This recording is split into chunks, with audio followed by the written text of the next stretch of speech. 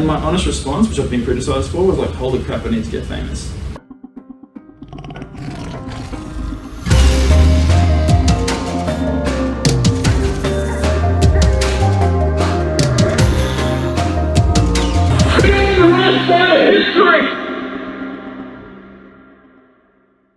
Sorry Marsh for coming in here and speak, it makes me feel special. Just want to make a disclaimer, and some people won't understand why, but I do not know everything, nobody knows everything, and I'm just sharing my experiences and my opinions based on the activism I've done in the last 2.5, 3 years. Okay. Cool, so how I became an activist and comfort zones. So, early 2016, there was an activism event posted online, and I felt very anxious about it because I didn't know activism was a thing. I think in Queensland, public activism was just starting, and but I was like, oh cool, this opportunity to help animals. So I went along, and there was someone there with a megaphone, and there was people dressed up as butchers pretending to kill like human animals or whatever, and I just held a sign above my head, and I'm like, oh, this is really different for me. And all these people were walking past, and I could just see them looking up and reading the sign, and I was like, whoa, this is actually working. Like, they might not want to stop and talk, but they're like, what is this? You know, and it's sinking in. And while I was there, I like wanted to say something on the megaphone. All this guy's like, he literally said, he was talking about dairy, and he's like, when are you gonna stop breastfeeding? Get off the tit. And it made me laugh so hard. But yeah, he looks at me and he's like, Brian, do you want to have a go? And I'm like, yeah. And I wasn't as scared as I thought I'd be. I was just worried about saying something that might be wrong because I don't know everything, right? And yeah, I just went for a couple minutes and I gave it back to him. I'm like, cool. And then an event or two later, there was the same event with a megaphone again, but the usual speaker wasn't there. And they'd asked one other activist and myself to give the megaphone a go. And I did a little bit of research and stuff, and the main speaker, he grabbed the megaphone. It's his first time too. He's a great activist now, but at the time he got stage fright. He got really nervous. He's like looking at his phone going, and I was like, okay, this isn't looking good for vegans. So I went up to him and I said, give me a shot. And I went for it, and somehow I smashed it. I just went for like 2 hours straight. Everyone's looking at me like, what the hell, Brian? I'm like, stop eating animals, blah, blah, blah, blah, blah. And that's kind of how things started for me. But in those situations, I was crapping my pants. Like, I was like, oh my God, what am I doing? But like, I was good at it, you know, and I didn't realize I was going to be that good at it. But I'm like, hey, look, I'm effective. I'm helping animals now, so I'm just going to stick to it.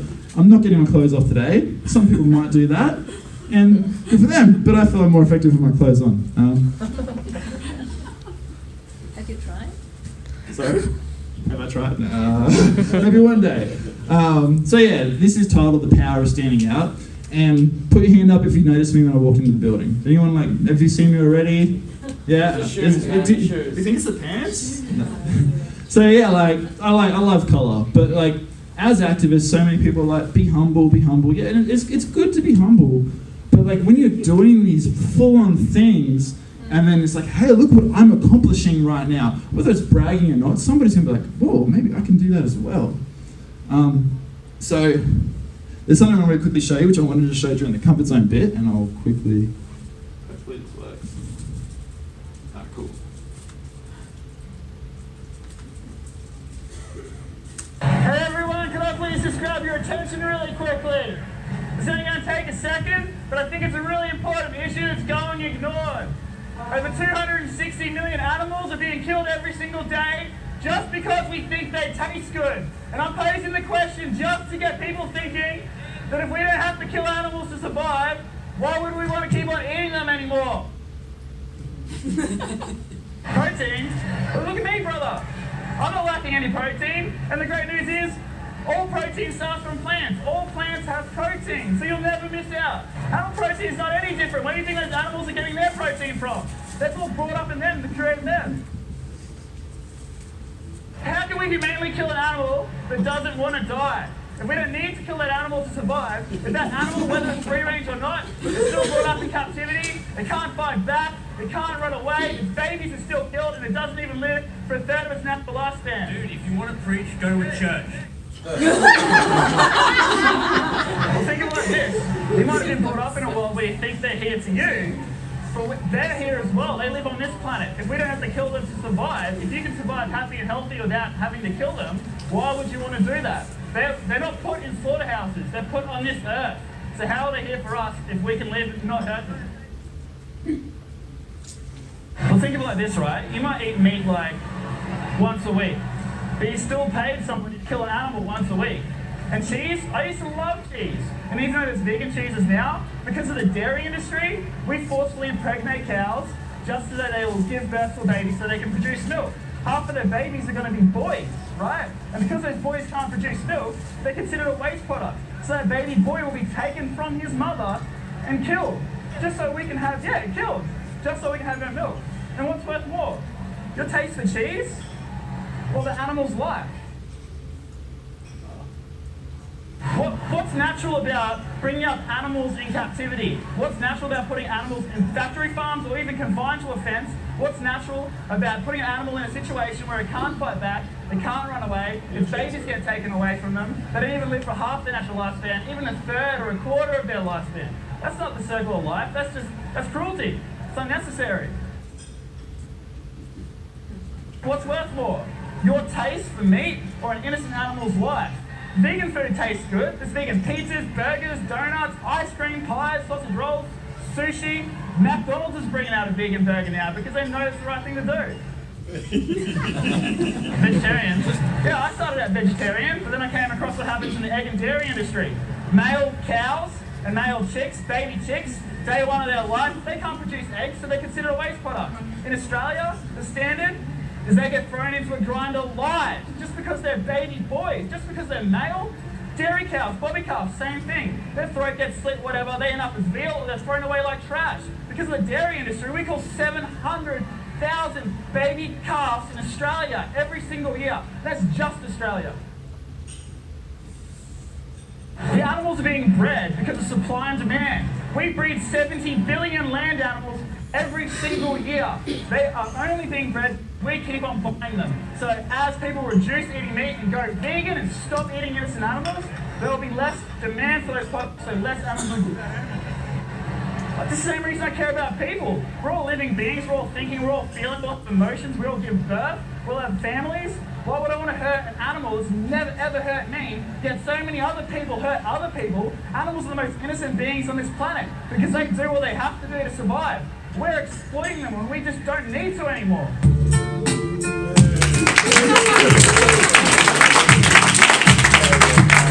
Thank you. We've got to do that in Melbourne. Oh, definitely. That'll add to my point, actually, which is good, damn it. Everyone figures out. Can I have a quick question? Absolutely. Did security come at all? Yeah, they did. Obviously it took a long time. Sorry?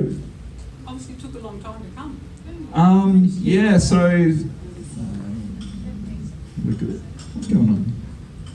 Oh, cool. Yeah, so security did come and so did management. But the thing is, management came and I stayed really calm and really respectful and he heard me out. And yeah, we did get to the point where we got asked to leave, but we managed to accomplish what we set out to accomplish. So with that, there was undercover vegans asking me questions, posing as the customers. So then, if someone didn't ask me questions, they did, and then the people around them heard what we had to say. And back to comfort zone. Do you think I was comfortable doing that? I was crapping myself. And it was interesting too because originally I was asked to do it, but then Joey Carbstrong was coming into the area and he was going to do it. However, last minute, thanks Joey, he changed his mind and asked me to do it when I had no preparation anymore. But hey, I look at myself, comfort zone, and I'm like, going out of my comfort zone is going to help animals. This is an opportunity to help animals, and sure I feel good doing it, but that was very effective and had over 110,000 views on Facebook. So. Also, there's someone, I think it was Barcelona, he messaged me, he said, I saw that video and it was freaking amazing, and not even kidding, he said, I'd love to do something like that. 2 weeks later, he sent me a video, he did the exact same thing in his country. So I started there, and some people are afraid of starting activism, but if something like that could start with you, he reaches millions of people because of something I did. It's amazing, helps animals, and I feel great for doing it. Okay, so a lot of people when they do activism, whether you're an activist already or starting out as an activist, they're so worried about making a mistake. And I totally understand, but look at it like this. A lot of my fellow activists look at me and think I'm really, really good at outreach. But I've made so many mistakes. I've had thousands of conversations, but that's helped me learn, because every time I make a mistake, I'm going to go home and be like, what did I get wrong here? Oh, okay, cool. I know what to say next time. And the mistake that I've made in the past is going to save animals of the conversations I have in the future. So don't fear mistakes. Put yourself out of your comfort zone and just give it a shot. Learn from your lessons, your mistakes.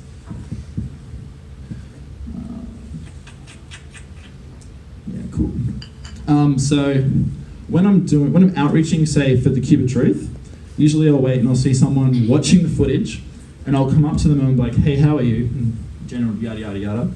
And then I'll be like, have you seen anything like this before? And they'll say yes or no, and I'll be like, hey, it's pretty messed up, right? And then I will be like, we're not asking for money or anything, we're just raising awareness, because most people love animals. And 9 times out of 10 they'll nod, so just acknowledged it. And then I'll be like, but those people aren't aware that we don't have to consume meat, dairy, or eggs anymore to survive. So we're posing the question, if we don't have to kill and eat animals when we have alternatives now, why do we keep on eating them? And I say it just as calmly as that, and nearly everybody gets it. It leads on to a good conversation, and I think that's from my experience and my many mistakes, I think that's a really good starting point that many activists could utilize. Okay, so this one's really important in my opinion. I think for majority of activism, we have to stay grounded in our emotions, especially for things like Cube of Truth. There are situations where you might need to be a bit more aggressive per se, but for the majority of the time, a lot of us, especially when we're new to veganism and activism, we feel a combination of things like guilt and drive and determination, like, gotta stop this, gotta save the animals. And I remember early on, I've had conversations with people and they're really antagonizing me and they're putting me down, or they're making fun of everything I'm saying. And like inside, I'm just clenching my fist. I'm like, oh God, like the things, it's un-vegan of me to say what was in my head, but I didn't do that because if I ever reacted to somebody who's, excuse my French, but if he's being an asshole to me and I respond by being an asshole back, he's gonna walk away and be like, man, vegans are assholes. But if he's disrespecting me the whole time and I don't snap and I stay compassionate and grounded and logical, he's going to walk away being the only asshole in the situation. And he's going to know it deep down whether he says it or not. And that makes vegans look better rather than us fitting into that stereotype of vegans being preachy assholes. I mean, you can be preachy if you want, just be grounded about it. Another thing I've found too is just stick with what works. Don't overload people. For me, I like to start with compassion towards animals. Most people love animals, and sure, humans are selfish by nature, so it might be health and environment, but I always start with animals. I'm like, why would you want to kill someone if you don't have to? And if that's working, stick with that. Don't just go jump over to environment and stuff unless they've given you a reason to talk about it, because then it's giving them too much to think about, and that could make it harder for them to rationalize and come together with grips and make it seem a lot harder than what it is. Yeah, this is a really, really big one. So many of us think that we were just born vegan. We've got the impression like we're great. But the thing is, like, if we remember, keep reminding ourselves that we were in their shoes. We don't want to come off high and mighty and act like we're better than them, because we used to eat more. Most of us, I'm guessing, used to eat animals. Hopefully one day I can say none of us did. But at this point in life, I used to eat animals, and I'm not going to judge somebody who hasn't made the connection yet, because there was a point where I still can't believe I didn't make the connection sooner, like most people do say. Okay, and this one, especially with my friends in the audience, they know I've learned this one the hard way in the last year, and you will never, ever keep everyone happy, whether you're a vegan or an activist, whether you're a public activist that stands out. There's always going to be someone who criticizes you. There's always going to be someone who's unhappy of what you're doing. There were people who were getting at me for starting a Patreon, being a public activist, being full-time, bragging about it, trying to inspire people.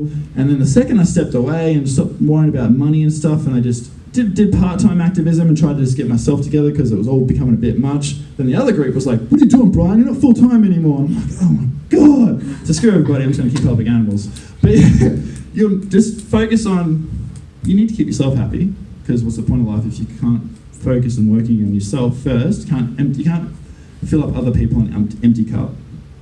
But everyone's got their own different opinion. I do, you do. Nobody knows everything. Nobody's perfect.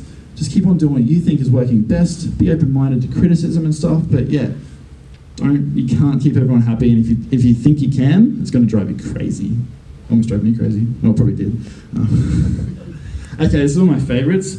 Innovation will save the world. This is something I believe so much because there is some batshit crazy idea that maybe someone in this room either hasn't thought about yet or has just been afraid to put together. Like, sure, there's so many amazing things like Cube of Truth and DXE and YouTube and going viral, but maybe this is this one thing that's just going to accelerate the process and get the world to go vegan sooner. So I just hope that within you, be original. Again, comfort zone. If you're afraid, you're going to make mistakes, give it a go. If it fails, it fails. But what if it succeeds? What if you do something that's so incredibly original that way more people go vegan even sooner? You could be the next James Aspey, bite-sized vegan, whoever, and you could just do something that's never been done. You could start the next kind of Cube of Truth in such a unique way. And yeah, again, activism, respect different approaches. There might be a style of activism that people do, like DXE, they might walk through really loud in a shopping centre disrupting people. That doesn't align with you. You might think that doesn't work. But that doesn't mean it doesn't. It's just your opinion at the time. And then there's people who prefer a calmer sort of activism when they're doing Cube of Truth. It's a complete opposite thing. And you can disagree, but same thing with veganism. It's like, you just don't walk up to people and be like, you're wrong, that's it, stop it right now. And I can break down on this a bit more in a few more points. Okay, this is another favourite. Be kind to other activists. We're not always going to get along. We're not going to be best mates outside of activism. There's activists I've had falling out with and I've had to learn from it. But every time I go to an event, even though I know personally or outside of vegan issues or something, there might be something about them that doesn't align with me, they're still there for the animals. I'm there for the animals. So leave the problems at home, to work it out outside of activism, but remember, they're there for the animals. I'll give everybody a hug. I don't care if we had a punch-on 10 years ago, not that I'm into punch-ons, but I'll give you a hug, seriously. I'll be like, thank you so much for being here and fighting for animals. That is what's more important here than our own squabbling or our own issues or the fact you don't like my friend or their friend or whatever. So, yeah, be kind to each other. Yeah, good one.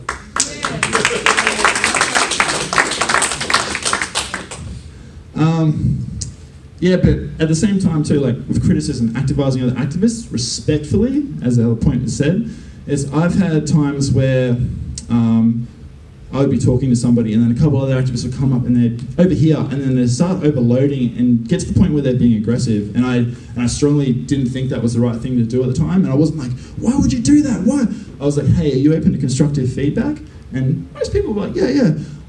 I get you're trying to help animals, but I feel like you were just really in that person's face and it put them off with the conversation because we already built a rapport. And then most people would be like, oh, okay, yeah, cool, I see what you're saying, there's your situation. So it's okay to give criticism, but be really constructive about it.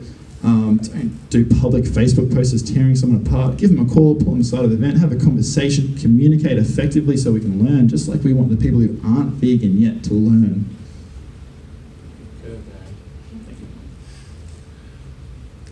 Okay. Hang on a second, sorry, I just want to check something. Sorry for the eclipse behind me.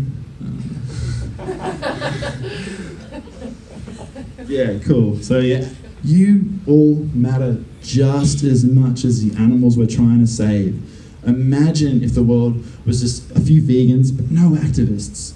You are saving those lives. Those animals, yeah, sure, they're cute and they might save lives indirectly, but every single one of you is giving up your time, maybe giving up some passion, some dreams, and you're fighting for animals. You're getting up, you're getting out there, you're speaking up, you're being the voice that's being ignored. And that makes you so freaking beautiful because you are saving lives. You're not just not contributing, you're not just the person who's actually ending them, getting out there and you're doing something about it. So never ever doubt your worth.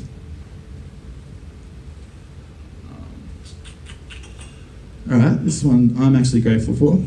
So we live in a time where unfortunately 70 billion land animals and 2.7 trillion marine animals are being killed every single year. That's just fact. And you know what? I'm glad I'm alive now rather than hopefully 10, 20 years when the world is vegan.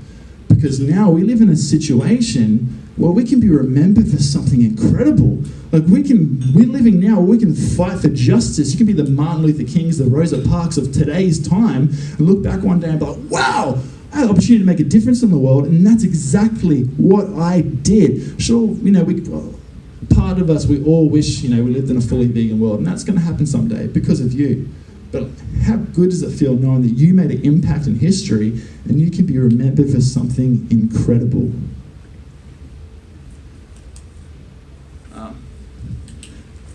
Be loud and proud. So that's it. Like, being loud and proud about what you do. Like, put it out there. When you've accomplished something, when you've saved animals, put it all over social media. Tell your friends. It's not like you're going up to people saying, hey, I saved more animals than you today. No. You're going up and saying, hey, look what I'm accomplishing. Look what I'm doing. Man, I feel good about myself every time I do activism. I know that I've done something that's going to better the world for animals, people, and our planet. So you doing that, someone's going to be like, wow, look what she did. Look what he did. Maybe I can do that too. And there's other kinds of people who are going to be like, what the hell? This other activist is bragging? Whoa, what an ego. Like, okay, so they're bragging. How's it hurting you? It's not. This person's putting themselves out there and showing you that this is something you can do too if you're not an activist yet. Plus, I look good in a superhero costume. Self-care. So this is something I learned the hard way too. I kept on putting things off. I was like, I'm burning out, I feel tired, I want to do this, I want to do that, but then I could be putting this money into the animals. It's like, no, if I let myself burn out and feel miserable, how am I going to help the animals effectively? So remember, you matter just as much as they do. You're still a living, breathing being on this planet. You've been socially conditioned at points in your life to do the things you might have regret. But if you let yourself burn out because of pain or whatever, because you're putting someone above you all the time, you're not going to be able to help animals in the long run. And that's going to feel a lot worse, especially if you let yourself fall apart. So if you need a holiday, if you need to take time off, do it. There's so many activists and it's constantly growing. If you want to have 2 months, 3 months, 4 months off just to get your stuff together, that's great. If you want to go part-time and just do activism once in a while until you feel confident again, do that, because it's so much better with you being happy and healthy rather than falling apart and the animals losing someone as special as you to fight for them. Yeah, this is the most important in my opinion. You've got to have fun. What's the point of life if you're not having fun? What's the point of life if you're miserable? You might love to do dancing or paintball or martial arts, go on movies, seeing friends, spending time with family, traveling. Do that. And at events, have fun too. If you've done activism with me before, you've probably seen me do a handstand right next to the Cuba truth while people are talking. It's like, what's the point of going there if you're going to be miserable every time? Your brain is going to associate pain to doing events. You want to feel good about it. Hey guys, how you doing? Yeah, let's save animals today. Sure, there's some messed up footage on the screen. That's horrible. But there's a bunch of beautiful people with you there and you're all making a difference in the world. That is freaking awesome. Okay. Unfortunately, there was a really good point I wanted to make earlier and it hasn't stuck with me, so I just want to say, think of it like this, as depressing as it might sound, 3,000, 6,000, 9,000 land animal deaths just went there. There's animals who died today. They said goodbye to their mothers because of this industry. But remember, every single one of you are fighting to make a difference. Every single one of you are getting ready to stand out. Every single one of you are going to events, you're giving up your time, you're doing the right thing, you're on the right side of history. You are all saving lives, no matter what anyone says. Doesn't matter what any hater says about you, you are freaking saving animals. You are heroes, every single one of you. Whether you've had one conversation or 2 or 3 or 1,000, you've spoken up for somebody who you may never ever meet, and you are making a massive positive difference in the world. You could be pursuing money and riches and fame, but no, you're giving up part of that time to be on the right side of history, to be a hero for the voiceless victims that are being ignored every single day, but those those animals being ignored, it's coming to an end because of you, and that suffering will stop because of you and the huge, beautiful movement you're a part of. So thank you so much for hearing me today.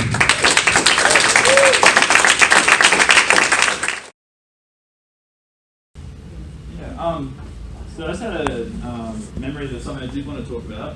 So when I 5 minutes, cool. When I first became an activist, I'm not going to sound humble. I've got an ego. I love putting it out there. But now, but for the first year, I didn't really post about it online at all. Like I felt like I was bragging and it wasn't right.